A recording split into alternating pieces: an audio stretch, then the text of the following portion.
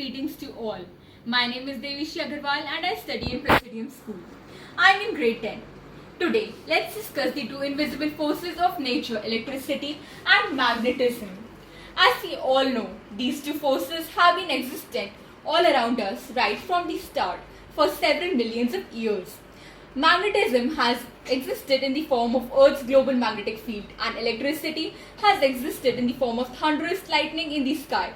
Yet, the mankind was totally oblivious to their presence until they were accidentally discovered centuries apart. Magnets were discovered by Magnus in Greece when his iron shoe struck to a magnetic rock, and this gave us the magnetic compasses which we use for navigation. The same was the case with electricity. Thales observed sparks when furs were rubbed against embers, and this was understood by William Gilbert, who explained the concept of electrostatic forces. Then Benjamin Franklin conducted his famous kite experiment and showed that lightning in the sky were actually sparks, and this was also proved that electricity existed right from the start. Then Alessandro Volta observed the conducting nature of certain chemicals, and then he came up with the voltaic pile or an early battery. Sometime later, a marvelous breakthrough occurred yet again when Hans Christian Ørsted observed the deflections of a magnetic needle in the presence of an electric field. This gave us the mind-blowing concept of magnetic effects of electric current. Fascinating experiments and theories by scientists all across the globe, such as Ørsted's experiment, Maxwell's right-hand thumb rule, and Fleming's left-hand rule, help us understand the direction of force experienced by a current-carrying conductor when placed in a magnetic field. And today, I am going to demonstrate them in front of everyone. Here's a list of materials we are going to require: connecting wires, metallic conductors, horseshoe or bar magnets, switch, battery, magnetic compass, and iron filings. So this is the experimental setup where I have this 6-volt battery, an LED light, a magnetic compass, a copper conductor, and connecting wires. So this positive terminal is connected to the south end of the copper conductor and the other wire is connected to the north end of the copper conductor. The south pole and the north pole of the magnetic compass needle are aligned to that of the copper conductor. Now, I am passing electric current from the south pole of the copper conductor. Let's see how the magnetic needle of the compass deflects. So, as we can see, the needle of the magnetic compass is showing deflection towards the west. Now, let's reverse the polarity. Now the polarity is changed. So, we can see that now current is flowing through the north end of the copper conductor. Let's see what's the direction of deflection. So, we can observe that the compass needle is deflecting eastwards in this case.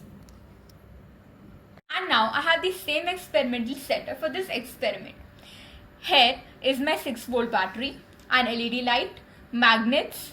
They have been arranged such that the north pole is pointing upwards and the south pole is pointing downwards. This is my copper conductor and these are my connecting wires. So, current is flowing from the left end towards the right end. So this is the direction of current, and the direction of a magnetic field is going from north to south, that is from top to bottom. Now let's see what's the direction of force experienced by this copper conductor.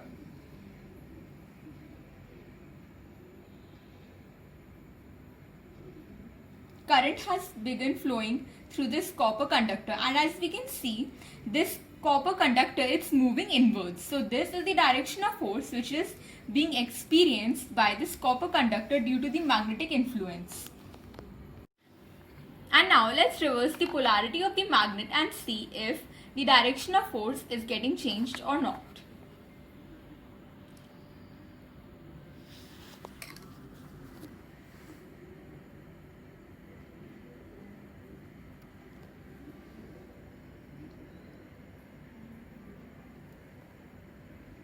And now we see that our copper conductor is moving outwards. So this shows that the direction of force experienced by the current carrying conductor depends on the direction of magnetic field. The direction would have reversed if we would have changed the terminals, if we would have changed the electric connections as well. Now let's hold our thumb, our index finger and middle finger mutually perpendicular to each other. In this case, the middle finger is showing the direction of current and the index finger is showing the direction of the magnetic field. And as we can see, the thumb is showing the direction of force which is being experienced by the current carrying conductor. And this is our left hand rule. And now let's see Fleming's left hand rule with reverse polarity. The middle finger is giving the direction of electric current and the index finger over here is giving the direction of the magnetic field. So we can see that the thumb is giving the direction of the force which is being experienced by current carrying conductor. And now I am going to explain Maxwell's right hand thumb rule. Let's assume that this stick is a current carrying conductor. The thumb of my right hand is pointing in the direction of electric current. So my fingers have coiled around this conductor in the direction of its magnetic field. So this rule can be used to find out the direction of the magnetic field of a current carrying conductor. It is highly incredible to know that magnetic field is omnipresent like an ocean of flux, with densities highest at the poles and sparse as the distance from the poles increases. This magnetic field has the power of aligning domains of ferromagnetic materials and temporarily magnetizing them. It is also capable of pushing electrons in conducting wires if there is relative motion between the two. Same goes with flowing electrons, which induce magnetic fields based on specific patterns. It is widely known to us that the unlike poles of a magnet attract while the like ones repel. The same is the case with electric charges.